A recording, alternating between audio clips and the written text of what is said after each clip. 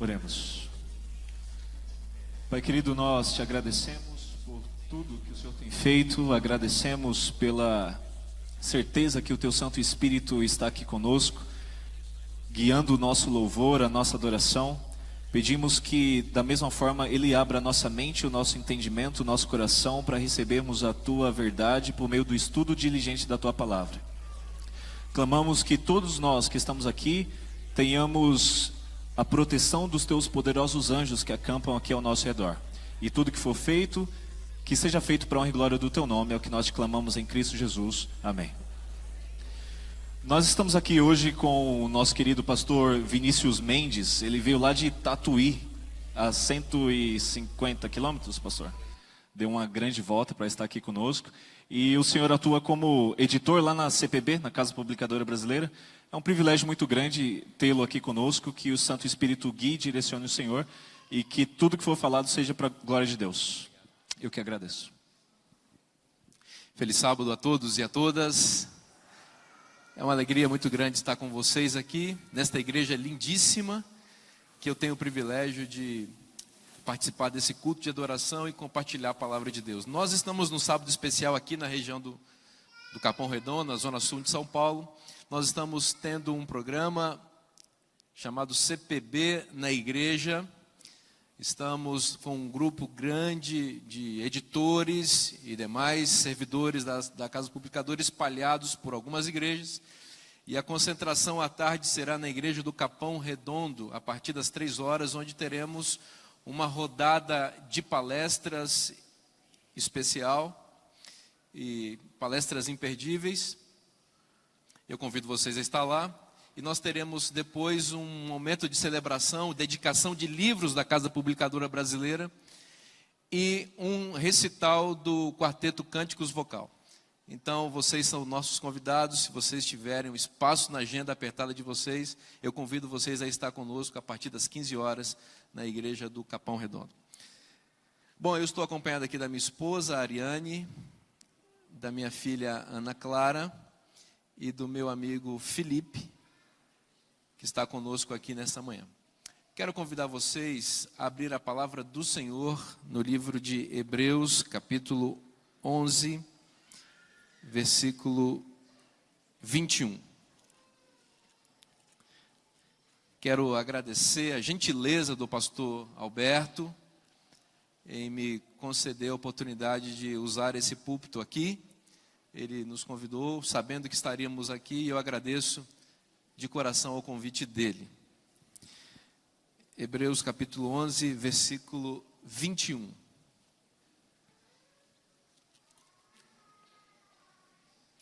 Com a Bíblia aberta, feche seus olhos e vamos falar com Deus. Querido Pai, nesta manhã, nós nos achegamos a Ti em nome de Jesus. Desejamos ardentemente ouvir Tua voz. Por isso, suplicamos que fales ao nosso coração, que perdoes os nossos pecados e nos batizes com Teu Espírito, de tal forma que haja um canal fluido entre Ti e nós, e que saiamos desta igreja abençoados pela Tua presença, em nome de Jesus, amém. Diz a palavra do Senhor, Hebreus 11, 21. Pela fé, Jacó, quando estava para morrer, abençoou cada um dos filhos de José e, apoiado sobre a extremidade do seu bordão, adorou. Hebreus 11 é a galeria da fé. Neste capítulo estão listados os nomes dos mais eminentes homens e mulheres da história do povo de Deus. Pequenas biografias recortadas pelo viés da fé. Grandes aventuras, grandes vitórias, grandes desafios vivenciados por gente que resolveu crer que Deus é poderoso para fazer o impossível, crer nas coisas que não se veem, gente que agradou a Deus porque creu. Bom, você sabe que aqui, como eu disse, há grandes homens, e o autor desta epístola, que creio eu tenha sido o apóstolo Paulo, reservou, por exemplo, para falar das grandes vitórias de fé de Abraão, que é conhecido como o pai da fé, mais de 10 versículos. Para falar das grandes vitórias da fé de Moisés, por exemplo, quase 10 versículos. Mas uma coisa me impressionou ao ler este capítulo, porque vocês sabem que Jacó é, sem dúvida nenhuma, um dos mais importantes nomes. Ele faz parte da tríade, dos 3 nomes de patriarcas mais importantes da história: Abraão, Isaque e Jacó. Mas me impressionou e me incomodou o fato de o autor desta epístola ter reservado mais de 10 versículos para falar de Abraão, quase 10 versículos para falar de Moisés, e para falar de Jacó, quantos versículos? Apenas 1. Bom, isso fez acender uma lanterna aqui na minha mente. Será que Paulo tinha algum problema com Jacó? Não, nada disso. Ele não tinha espaço? Será que Jacó não viveu muitos eventos da fé? E a gente sabe que viveu. Mas por que apenas um versículo? Eu entendi o seguinte: o Espírito Santo quis reservar o momento mais importante da vida de Jacó. Porque esse momento foi muito impactante. Porque é apenas um versículo, apenas uma história, apenas um momento da vida de Jacó. E você sabe o que me incomodou mais ainda?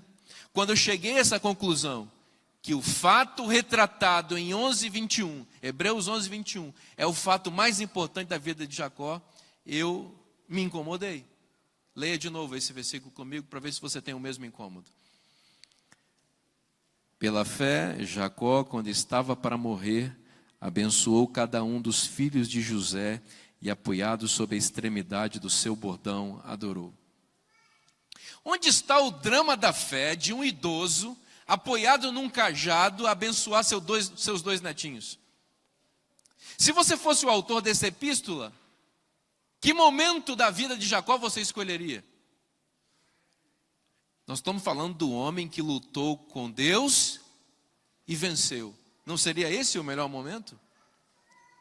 Ocorre que para o Espírito Santo que inspirou esta epístola, o momento mais importante da vida de Jacó foi quando ele estava velhinho, prestes a morrer, e quando, neste momento, ele abençoou os 2 filhos de José, seus 2 netinhos.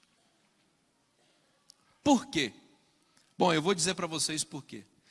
Porque este foi o momento mais importante da vida de Jacó, porque neste momento ele venceu o pior inimigo de toda a sua vida, inimigo contra o qual ele lutou toda a existência, inimigo que deixou várias marcas e sequelas na sua vida. E você quer saber que inimigo é esse? Talvez, muito de longe, você conheça alguém que tem o problema que Jacó tinha. Não é muito comum hoje em dia, especialmente aqui em São Paulo, acho que ninguém tem esse problema. Mas Jacó tinha esse problema. E o problema se chama ansiedade. Você conhece alguém que tem esse problema? Não aponte, por favor. Bom, se você é ansioso, você está em boa companhia, simplesmente Jacó. Pastor, por que você pode dizer que Jacó era ansioso? Diz Ellen G. White no livro Patriarcas e Profetas, na página 121, que Jacó pensava sempre mais no futuro do que no presente. Isso aqui é uma definição mais precisa, mais concisa e mais objetiva do que esta, de uma pessoa ansiosa. Pensava sempre mais no futuro do que no presente. Isso é o ansioso. O ansioso disse que é aquele que tem excesso de quê? Excesso de futuro. Ansioso ou ansiosa é aquela pessoa que vive o presente melhor, que não vive o presente, porque está sempre olhando para frente, deixa de perceber a beleza do momento para se programar para a beleza futura. E quando a beleza futura chega, ele tem a impressão que ela é uma espécie de oásis no deserto, mas de fumaça, uma espécie de holograma, uma miragem que toda vez que chega na felicidade, na beleza, o que acontece com ela? Ela vai para frente.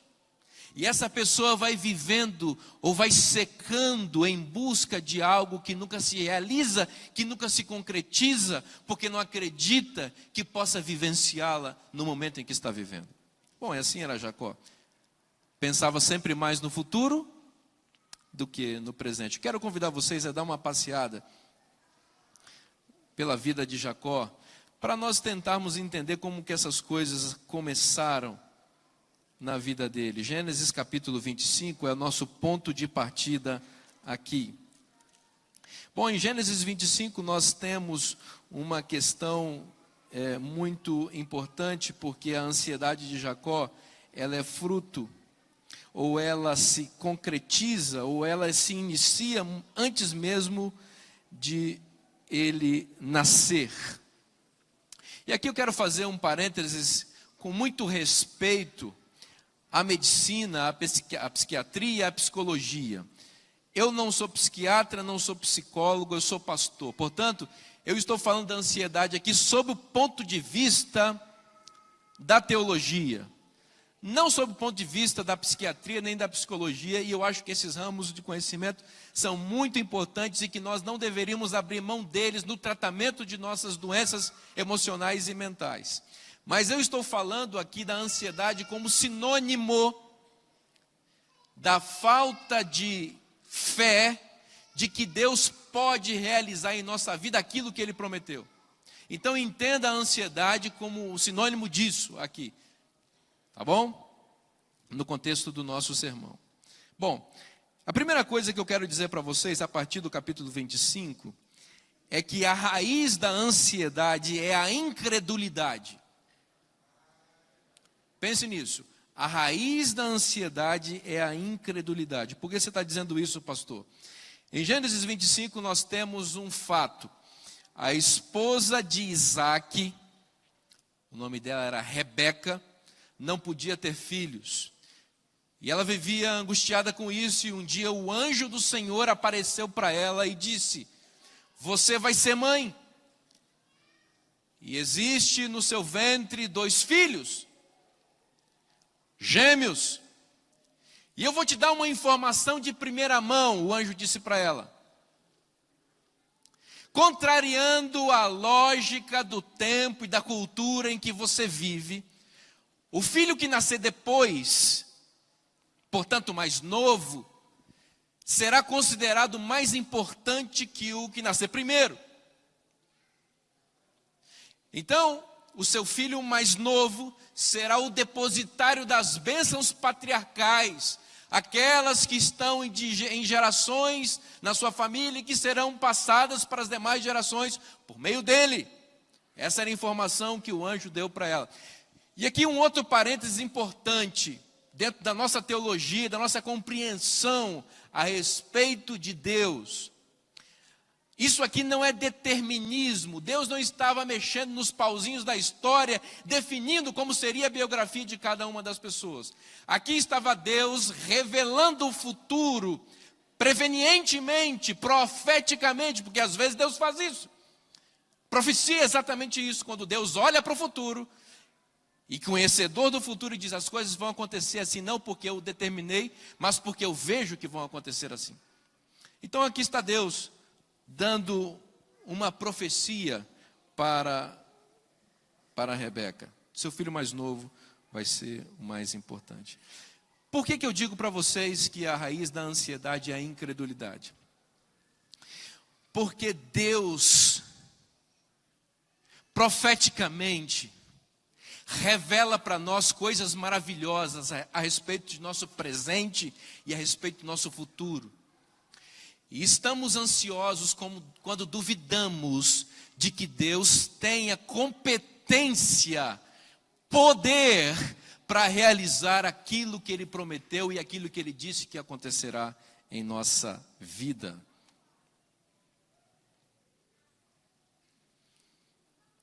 É possível que Rebeca tenha criado seu filho mais novo, Jacó, com esta informação: meu filho, você é o mais novinho aqui, mas lembre-se de uma coisa: no futuro, você será o primogênito, você será o herdeiro das bênçãos de seu pai. E é possível que Jacó tenha sido criado ouvindo essas coisas. E quando ele começou a fazer a leitura da realidade, ele percebeu que havia uma diferença entre aquilo que Deus dissera à sua mãe e a própria realidade. Ele começou a perceber que o dono da bênção humana, que no caso era o seu pai, estava cada dia mais decidido a dar a bênção para quem? Para o irmão mais velho. O pai preferia o irmão mais velho. O pai era conservador, tradicional. Então, para o pai, quem é que tem que herdar a bênção da primogenitura? O filho que nasce primeiro, o filho mais velho. E o pai, ano após ano, ia dando todos os sinais, todos os indícios de que a bênção era para quem? Para Esaú. Então, é possível que Jacó tenha crescido com essa inquietação, com essa dúvida. Bom, Deus quer me fazer o primogênito, mas esqueceu de combinar com o meu pai, não? Esqueceu de dizer para o meu pai que a coisa é dessa forma. Você entende o que é a ansiedade aqui? É Deus dizer coisas e nós compararmos a realidade e percebermos ou erroneamente acreditarmos de que Deus não terá poder para fazer aquilo que ele prometeu. Bom, eu preciso avançar com vocês. Para vocês perceberem o que a ansiedade faz na vida de uma pessoa. Ainda no capítulo 25, os dois meninos cresceram. Esaú se tornou um caçador, um homem que caçava, e isso agradava seu pai. Um dia ele saiu para caçar. E Jacó era um rapaz mais pacato, mais caseiro, ficou em casa. Estou repassando o texto bíblico que vocês conhecem. E um dia Esaú voltou da caça com muita fome. E o que Jacó havia preparado? Um prato de quê? De lentilhas. Você sabe que eu fico pensando que existem pessoas que se vendem por pouca coisa, né? Se fosse depender de lentilha para eu vender a minha primogenitura, eu ia ficar com ela para sempre. Se fosse assim, uma picanha de carne vegetal, não? Eu peguei vocês agora, não peguei? Tinha um irmão quase se levantando ali agora para ir embora. Um pudim de leite condensado de soja, né? Sem açúcar. Aí sim, não. Agora, lentilha. Você sabe que um dia eu preguei esse sermão e falei isso. Depois eu fiquei com medo que eu ia almoçar na casa de um irmão, né? Vai que tinha lentilha lá, né? Eu ia ficar em maus lençóis. Mas tudo bem, o fato aqui não é esse. O homem estava com fome. E ele fez um pacto e vendeu a primogenitura por um prato de lentilhas. Mas sabe o que eu quero destacar? Não é a vilania de Esaú. Eu quero colocar como vilão aqui, sabe quem? Jacó. Não um vilão real, mas um ansioso. Veja o que a ansiedade faz. Ela consome a pessoa como um todo. Quando a pessoa está ansiosa, ela enxerga em tudo e em qualquer circunstância, e em qualquer situação, e em qualquer pessoa, a possibilidade de obter aquilo que ela acha que Deus não terá condição de oferecer para ela. Jacó conseguiu enxergar num prato de lentilhas a primogenitura. O que tem a ver lentilha com primogenitura? Mas a ansiedade faz isso, ela distorce a realidade e faz a gente enxergar as coisas e as pessoas como meio, ou como escada, ou como objeto para nós conquistarmos aquilo que nós cremos que Deus não terá competência para nos dar. Quem disse que daria primogenitura para ele? Deus. E deixa Deus ser Deus. Deixa Deus fazer aquilo que Ele disse que fará. Não use meios humanos, subterfúgios, para dar uma mãozinha para Deus, porque Deus não precisa. Quando Deus fala, Ele cumpre. Deus disse que vai fazer você feliz, meu irmão. Simplesmente creia no que Ele diz e viva conforme aquilo que Ele diz, e você vai ser feliz. Deus disse, meu irmão querido, preste atenção aqui, que você e sua esposa seriam felizes para sempre sob a bênção dEle quando vocês vieram ao altar. Então simplesmente creia nisso e viva conforme aquilo que Deus disse, que você vai ser feliz com a sua família. Não fique tentando pegar atalhos e caminhos para alcançar uma felicidade, ou uma paz, ou uma libertação fora daquilo que Deus disse. Porque quando nós fazemos isso, nós descremos de que Deus tenha poder de cumprir aquilo que Ele prometeu, que será uma realidade na nossa vida.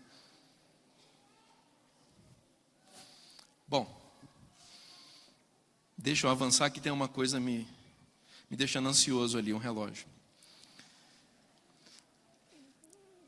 Vamos ver o que a ansiedade faz mais com uma pessoa. Gênesis 26. Veja o que está escrito no versículo 18. Bom,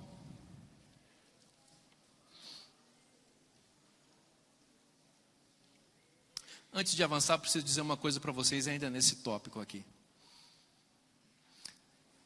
A ansiedade distorce a realidade.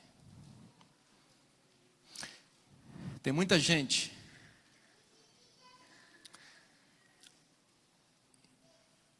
que tem um vazio existencial tão forte, porque descrê que Deus pode fazer o que promete, que vai buscar os subterfúgios. Vou listar alguns. Para algumas pessoas, comida. Preciso comer. Vou assaltar a geladeira. A questão não é fome física, é fome da alma. Sexualidade. Preciso experimentar tudo. A questão não é libido. A questão é libido da alma. É desejo de satisfazer uma coisa que não pode ser satisfeita com as fontes humanas, cisternas rotas, como diz o profeta Jeremias. Alguns com seus bens. A questão não é ter um patrimônio digno, a questão é acumular para sentar em cima dos dólares e dizer: eu estou seguro, eu não preciso de mais nada, eu não preciso de ninguém mais, eu não preciso de Deus, porque eu estou seguro. Só para descobrir frustrantemente no fim da vida que isto não trouxe segurança nenhuma. Só para descobrir que se pudesse vender tudo para conquistar um pouquinho mais de vida, ou para conquistar a felicidade, ou para conquistar acima de tudo a vida eterna, daria tudo e tudo mais que pudesse entregar. A felicidade,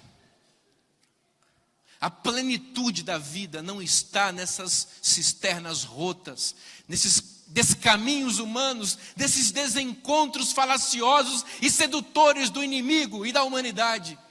A felicidade e a plenitude na vida está em Deus e crer que Ele pode cumprir aquilo que Ele prometeu que fará em nossa vida. Vamos ao capítulo 27, versículo 18. Bom, chegou o momento da bênção.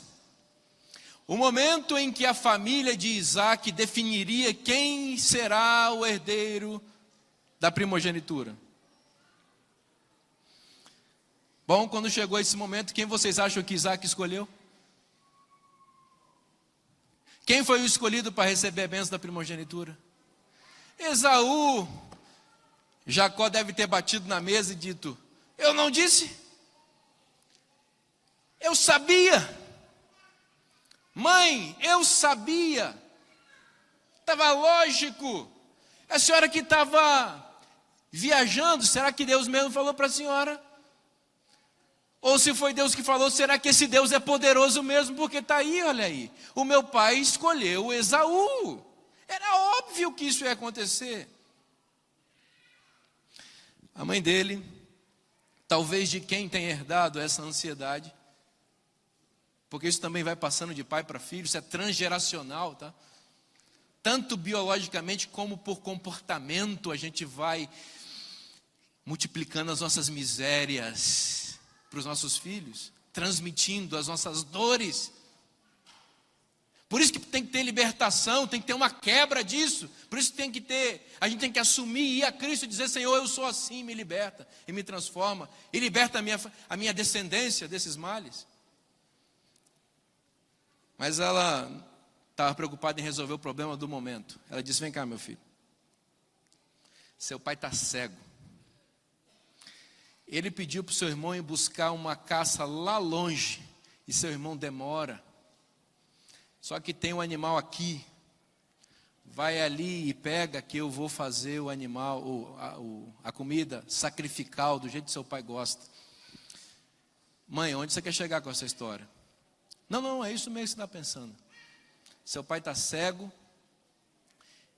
eu vou pegar a roupa de Esaú, com o perfume de Esaú, vou colocar em você. Mãe, meu irmão é peludo. Não, o mesmo animal que morrer vai servir de pelo. Na hora que seu pai botar a mão, ele vai pensar que é Esaú. Eu conheço seu pai, meu filho. Ele não vai nem perceber. Conheço seu pai. Mãe, mas a minha voz. Aqui eu já estou conjecturando. Porque eu estou pensando que Esaú tem uma voz mais robusta, né? Porque diz que ele era peludo, provavelmente com mais hormônio masculino, provavelmente com a voz mais grossa. Fala igual homem, rapaz. Chega lá e fala grosso. Seu pai tem que ouvir Esaú. O rapaz ficou preocupado, ficou ansioso, mas aceitou o plano. Capítulo 27, versículo 18, aparece uma pergunta que Isaac faz para Jacó, que segundo alguns psicólogos é a pergunta crucial da vida, que ao ter que responder de fato essa pergunta aqui, algumas pessoas inclusive se suicidam quando se dão conta da resposta a essa pergunta. Capítulo 27, versículo 18. Jacó foi a seu pai e disse: meu pai. Ele respondeu: fala. Quem é você, meu filho? Quem é você, meu filho? Você consegue imaginar o sentimento que deve ter invadido a vida de Jacó ao ouvir esta pergunta? Quem é você? Eu imagino um frio percorrendo a espinha de Jacó. Seu coração bater rápido, sua pupila dilatar, sua boca secar, sua testa suar, sua mão pingar de nervosismo. Quem é você? Aquele era o momento central da história. Era a oportunidade que ele tinha de dizer: pai, sou eu. Eu estou aqui vivendo uma farsa. Eu estou aqui travestido, mascarado. Eu estou aqui mentindo, tentando ser quem não sou, em busca daquilo que Deus prometeu, que eu não acredito que Ele vai cumprir. Pai, sou eu preciso de uma bênção. Mas ao invés disso, ele diz, versículo 19: sou Esaú, o teu primogênito. Aqui Jacó faz o que muitas vezes nós fazemos. Enxergamos a vida como um grande palco teatral. Vestimos máscaras que não cabem no nosso rosto e nos machucam, porque nós queremos esconder das pessoas e de Deus a realidade nua e crua da tragédia que é a nossa vida. Metamorfoseamos a nossa existência. Brincamos de ser quem não somos. Vestimos trajes dignos para esconder corações indignos. Assumimos comportamentos sociais puros para esconder pensamentos imundos.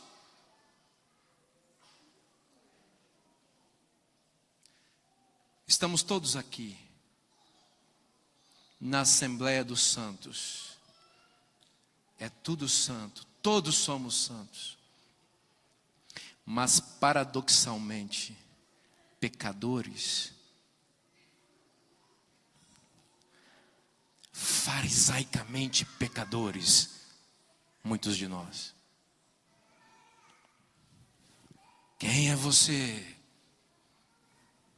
Esta pergunta é a oportunidade de dilacerar o coração diante de Deus.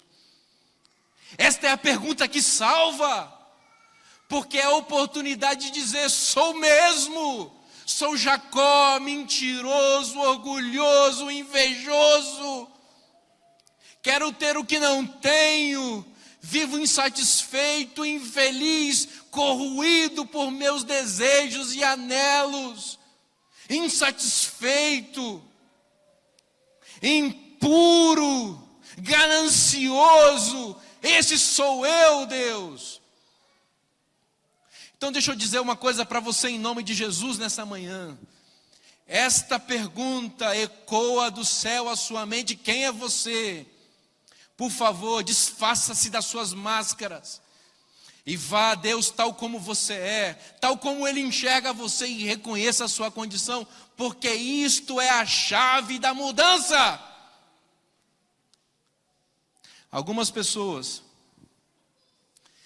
refinam as máscaras, estão em busca de um corpo perfeito, e as academias estão lotadas de gente assim, porque querem que esse corpo seja a moldura que esconda a realidade trágica da sua infelicidade.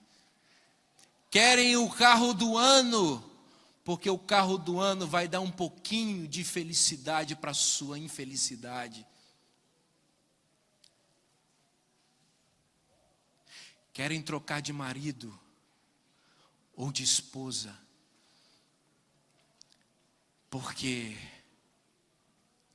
querem rejeitar a vida que têm, em busca de uma vida que supostamente será melhor e sempre será pior.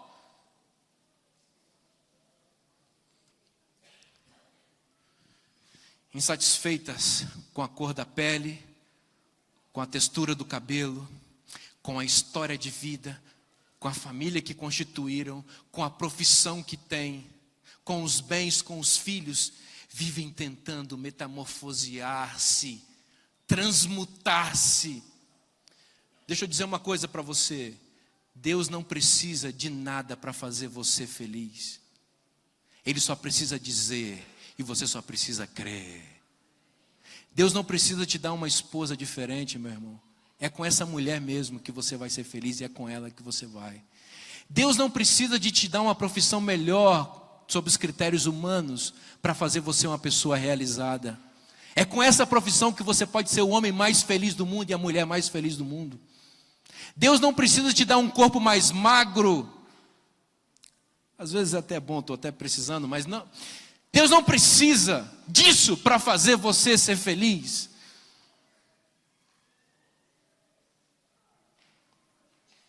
É do jeito que você é. A matéria-prima da bênção que Deus usa é apenas a sua palavra. Só isso. Que produz fé, a qual é a chave para os milagres da existência. Sigamos.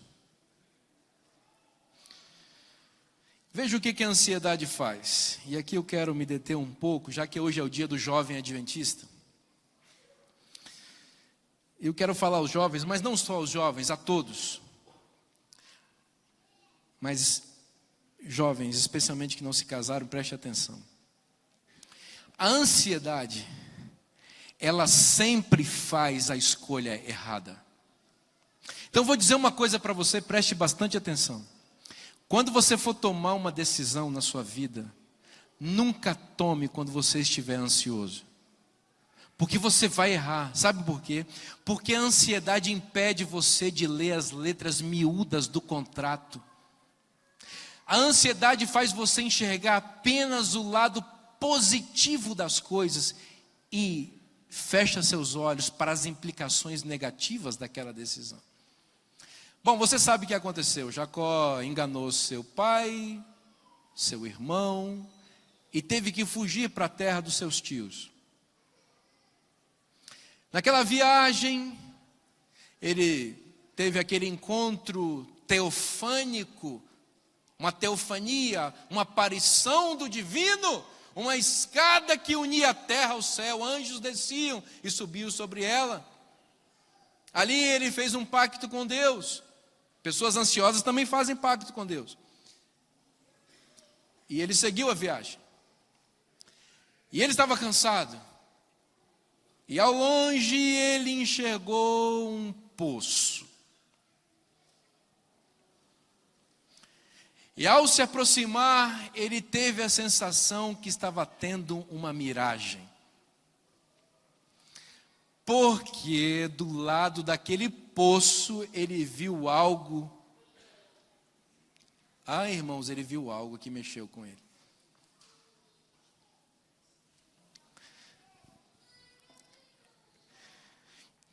Capítulo 29, versículo 16. Ora, Labão tinha 2 filhas. Lia, a mais velha, e Raquel, a mais moça. Lia tinha os olhos baços, porém Raquel era formosa de porte e de semblante. Era esta daqui que estava do lado do poço. Como é que a Bíblia está descrevendo essa pessoa aqui? Formosa de porte e de semblante. Como ficaria isso na linguagem de hoje? Cuidado que você está na igreja.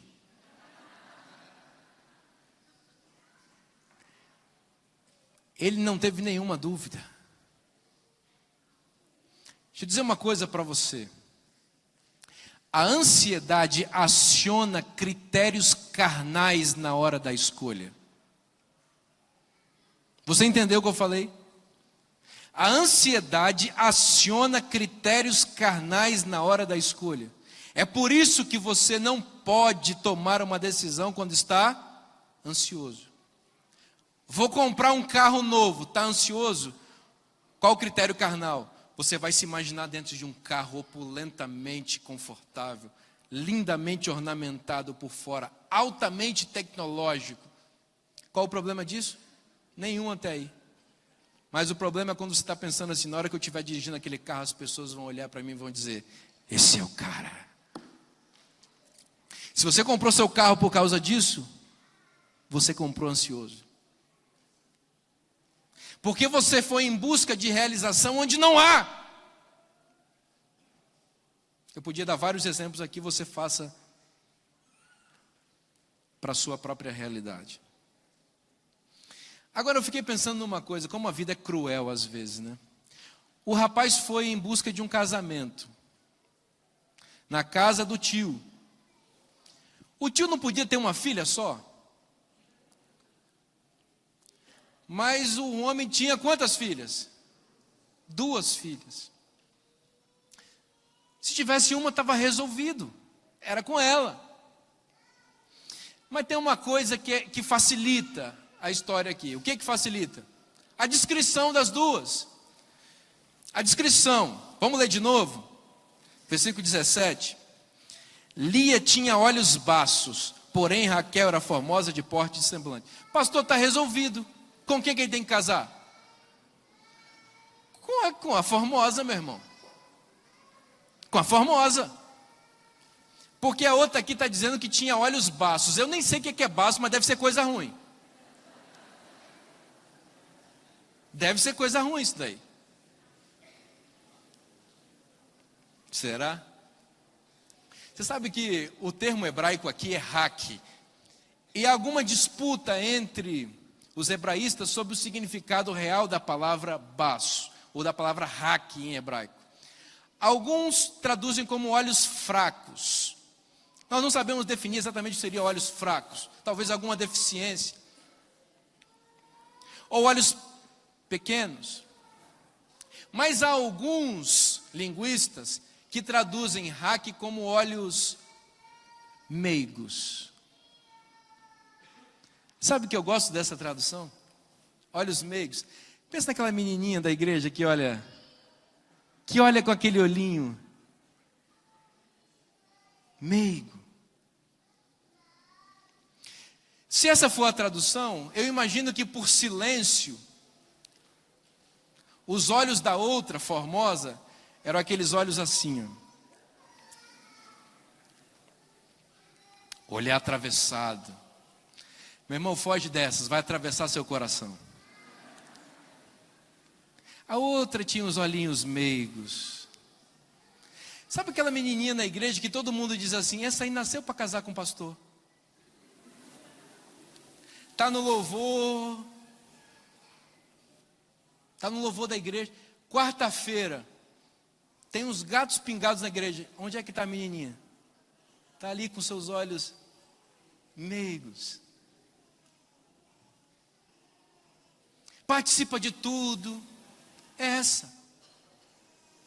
Mas o ansioso quer essa, irmão? O ansioso quer a menininha bonitinha. Porque não está falando que ela era feia. Pastor, não é para casar com... Não, casa com a bonita. Com seus olhos, achem bonita. Mas o ansioso não se satisfaz com a beleza meiga. O ansioso quer a beleza carnal. Lembra? A ansiedade aciona critérios o quê? Carnais. Pastor, o meu namorado é um pão. É um pão dormido, minha filha. É só você que não percebeu isso. Seu pai já viu, sua mãe já viu, os irmãos da igreja já viu, o pastor já viu, mas você está iludida. É um pão duro. Não gosta de trabalhar, é preguiçoso, é violento, só fica no videogame. Você está achando ele porque ele é saradinho, porque ele vai para a academia. Claro, vai 2 vezes por dia na academia, vai ficar saradinho, não vai? Mas e o trabalho, meu filho? Aí você tem que olhar, minha irmã. E os rapazes também.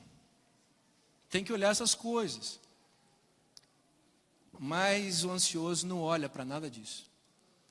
Ele só olha para os critérios carnais que a ansiedade instalou no coração dele. Pastor, você está querendo dizer onde você quer chegar? Eu quero chegar aqui que Jacó tinha que ter casado com quem? Com Lia. Já não gostei de você, pastor, porque eu gosto de Raquel. Mas vou te dizer algumas coisas para você pensar sobre Raquel, que Jacó não tinha pensado. Você já parou para pensar que Raquel gostava de falar mentira? Lembra quando eles tiveram que sair da casa de Labão, corridos? E aí o pai foi ao encalço deles, porque alguém tinha tirado os ídolos do lar, roubado os ídolos do lar. E que, não por coincidência, estavam com quem? Estavam com Raquel. E ela pegou e sentou-se sobre os ídolos, botou aquele roupão em cima. Quando o pai chegou, falou: papai, não posso levantar. Estou com o costume das mulheres.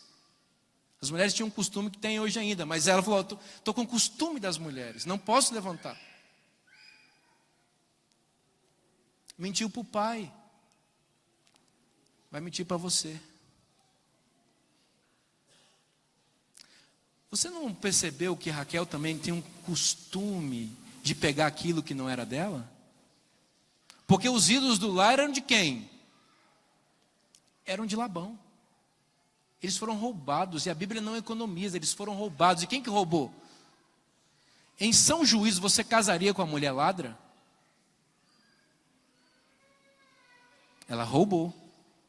Outra coisa, você já parou para pensar o que ela roubou? Ela não roubou uma Bíblia. Ela não roubou, que seria um sacrilégio também, né? Mas ela roubou os ídolos. Então, ele se casou com uma mulher que era o quê? Idólatra. Olha, pastor não estava pensando nisso. Mas que ídolos são esses? Ídolos do lar. E o que é isso, ídolos do lar? Bom, duas explicações para os ídolos do lar. Primeira, e bem interessante. Raquel era filha mulher. O pai Labão tinha filhos homens. Naquela cultura, a tendência é a herança ficar toda para os filhos homens. Exceto se alguém tivesse os ídolos do lar, que eram uma espécie de sinal de propriedade da família. Então, quando o patriarca morresse, quem fosse ou tivesse de posse do ídolo do lar, podia ir ao juiz da cidade e dizer: a fazenda do meu pai é minha, aqui a prova, os ídolos do lar.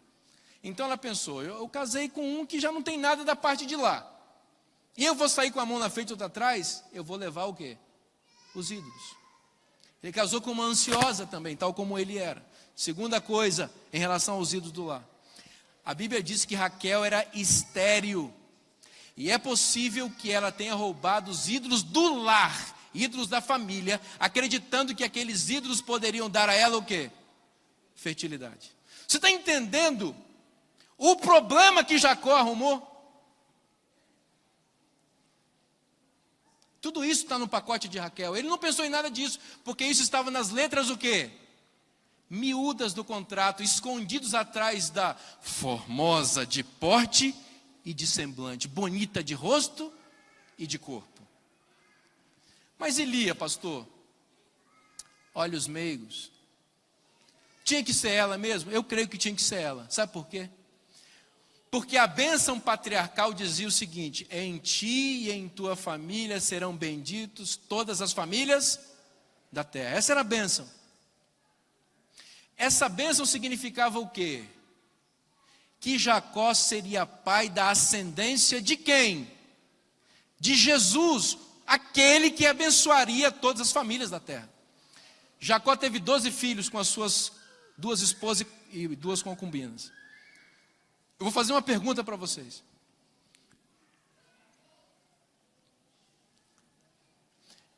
Jesus era de qual tribo das tribos de Israel? Judá. Judá era filho de qual das esposas de Jacó? Lia ou Raquel? Lia. Em ti serão benditas todas as famílias da terra. Com quem que ele tinha que casar? Com Lia. Pastor, mas Raquel, alguém está querendo argumentar ainda defendendo Raquel aqui. Raquel foi mãe de quem? De José. Aí sabe o que eu digo para você? Deus é especialista em transformar maldição em bênção. A corrigir nossos descaminhos. Mas se nós andássemos nos caminhos de Deus, não precisaríamos dos descaminhos da vida. E nem precisaríamos de que Deus recorrigisse a nossa rota. Bom, vamos seguir que eu preciso terminar.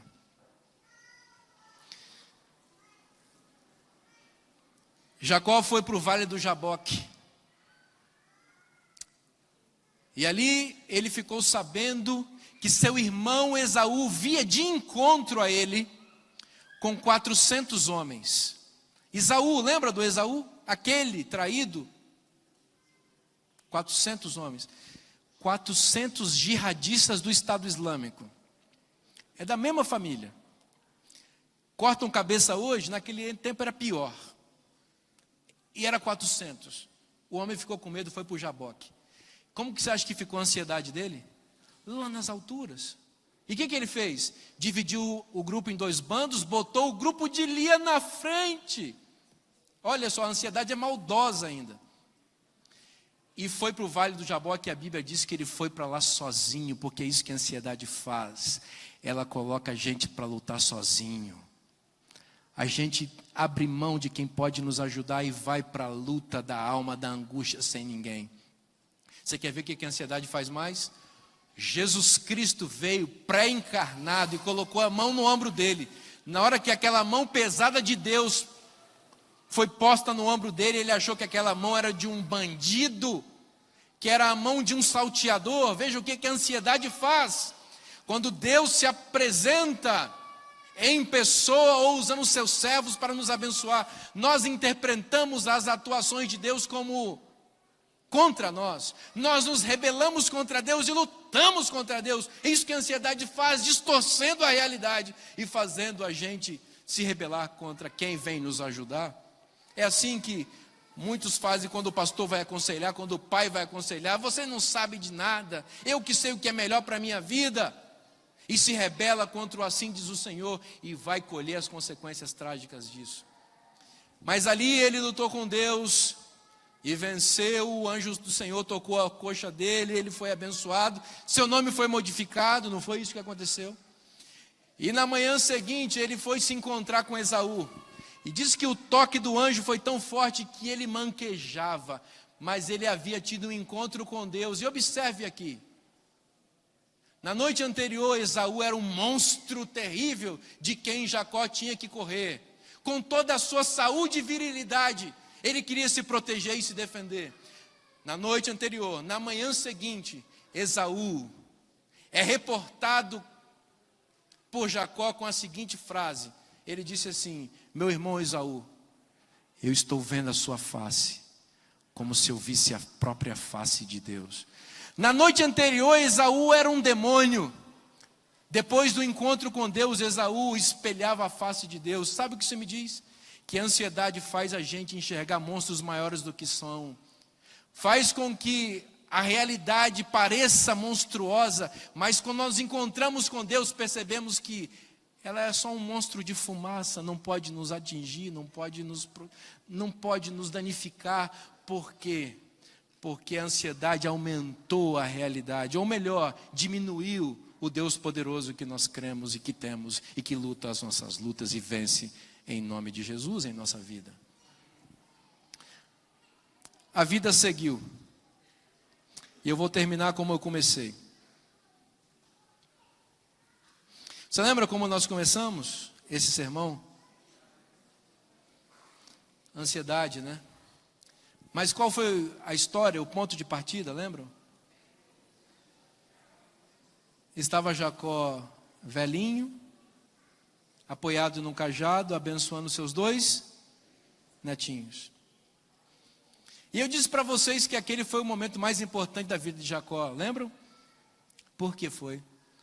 Porque foi aí que ele venceu o seu pior o quê? Inimigo. E que inimigo é esse? A ansiedade. Foi vencer só no final da vida. Tem coisas que vão nos acompanhar, sabe? Por muitos anos. Mas veja o que aconteceu em Gênesis capítulo 48.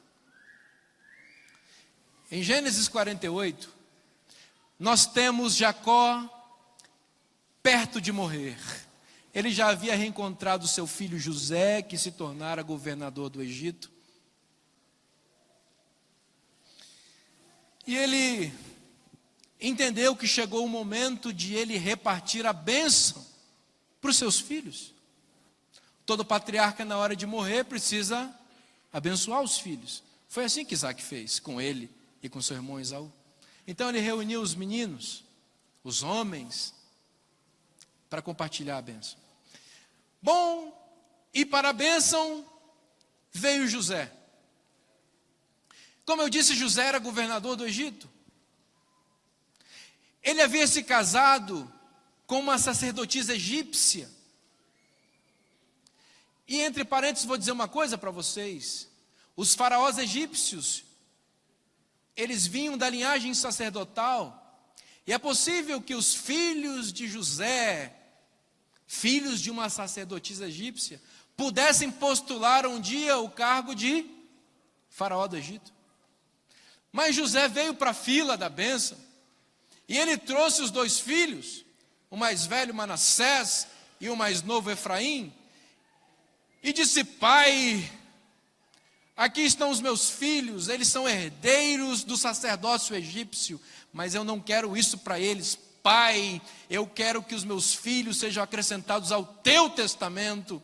Eu quero que eles sejam herdeiros das bênçãos patriarcais de Abraão, Isaque e Jacó. Pai, adota os meus filhos. E ali eles fizeram um pacto de adoção. Jacó passou a ser pai de Manassés, o mais velho, e Efraim, o mais novo. E como filhos de Jacó que eram, o que eles precisavam receber então? Com a bênção, ou melhor, com a morte de seu pai, o que precisava receber? A bênção. Então Jacó, vejam que cena lindíssima. O idoso, o seu filho e os 2 netinhos. Os 2 netinhos no colo do velho homem, do velho pai, do idoso, sentados. E José, com essa inquietação de um administrador, disse: pai, vamos abençoar aqui, está na hora de organizar a fila aqui. Veja o que está escrito, versículo 12, eu vou ler porque, versículo 11 em diante, porque ninguém pode descrever melhor do que a própria palavra de Deus. Então disse Israel a José: eu não cuidara ver o teu rosto, eis que Deus me fez ver os teus filhos também. E José, tirando os meninos dentre os joelhos de seu pai, inclinou-se à terra diante da sua face. Depois tomou José a ambos, a Efraim na sua mão direita, à esquerda de Israel, e a Manassés na sua esquerda, à direita de Israel, e fê-los chegar a ele. Veja o 14. Mas Israel, estendendo a mão direita, e a pôs sobre a cabeça de Efraim, que era o mais novo, e a sua esquerda sobre a cabeça de Manassés, cruzando assim as mãos, não obstante ser Manassés o primogênito. Esse é o momento mais importante da vida de Jacó. Esse é o momento que Paulo se referiu em Hebreus. Por quê? Vocês viram o que aconteceu? 2 meninos para serem abençoados. Um era mais velho e o outro era mais novo. Você já viu isso em algum lugar antes? A mão direita, já que tinha 2, é a mão da bênção principal, a bênção da primogenitura. A mão esquerda é para a bênção secundária. Então o que José fez? Organizou a fila. Botou o mais velho diante da mão o quê? Direita, Manassés. E o mais novo diante da mão esquerda. E naquele momento, quando o idoso patriarca levantou suas mãos para a bênção profética, que era uma bênção ministrada pelo Espírito Santo que compungia o patriarca. Quando ele levantou as mãos e começou a oração para abençoar, o Espírito Santo o moveu e ele repousou sua mão sobre a cabeça do filho mais novo, Efraim, sua mão direita, e a mão esquerda sobre o filho mais novo.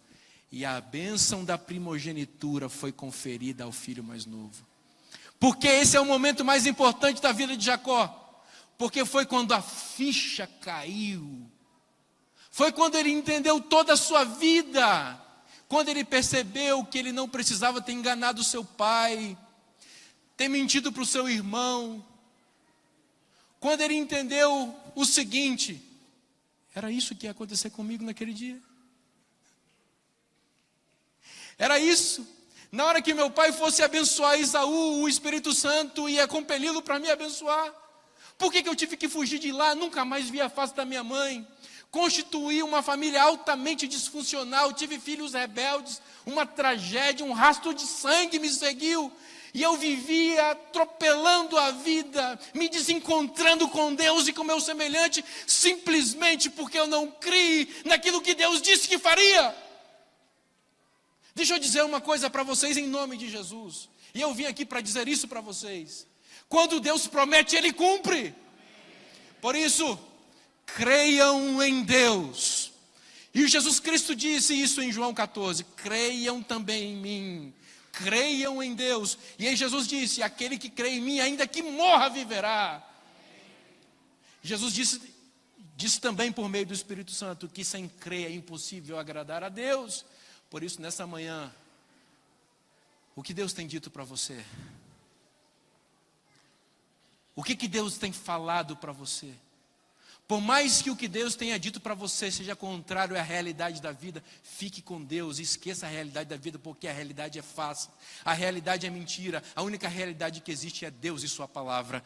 Creia nisso e você vai ser feliz. A minha esposa vai cantar uma música agora. E ao ela cantar, eu gostaria que nós elevássemos a nossa mente a Deus e fizéssemos um pacto de fé com o Senhor nesta manhã, dizendo: Senhor Deus, eu creio em Ti. Envia o ansiolítico divino produzido na alquimia do céu. Que esse ansiolítico, que é a fé na Sua palavra, transforme a minha vida e me faça diferente daquilo que eu tenho sido.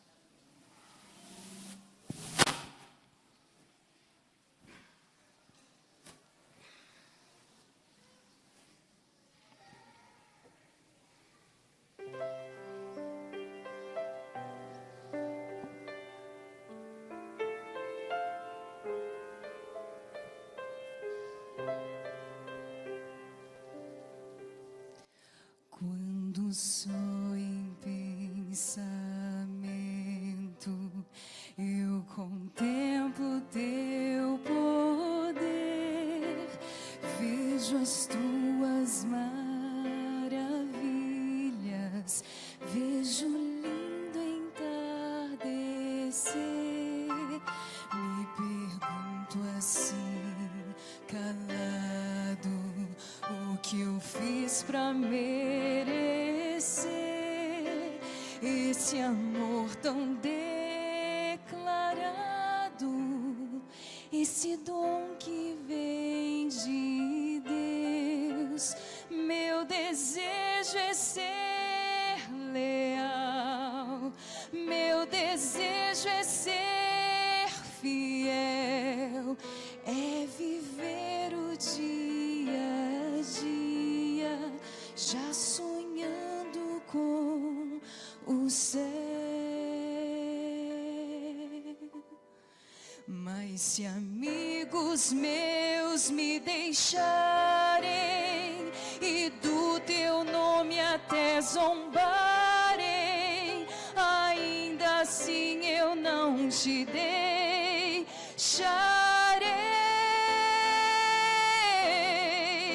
E como fez Jacó, eu não Te deixarei, se não me abençoares, Senhor.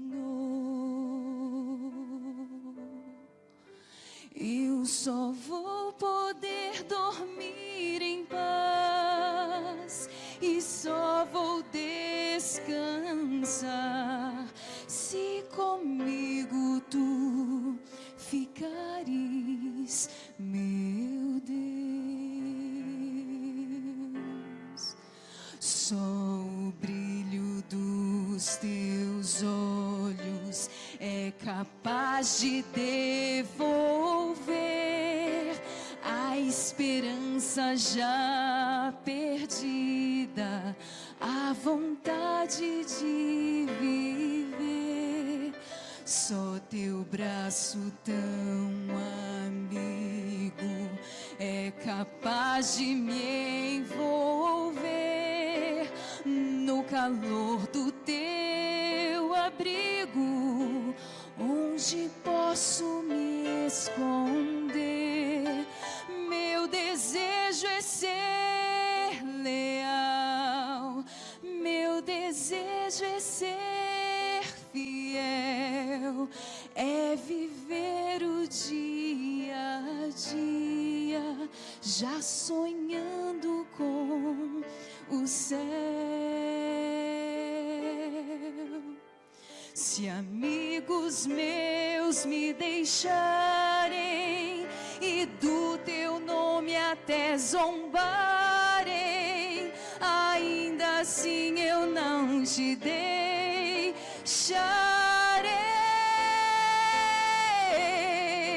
E como fez Jacó, eu não te deixarei,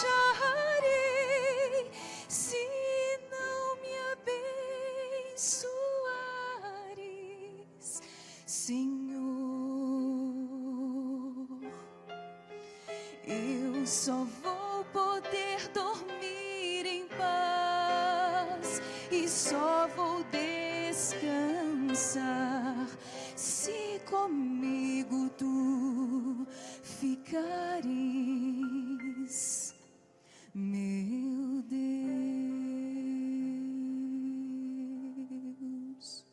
Amém. Vamos orar.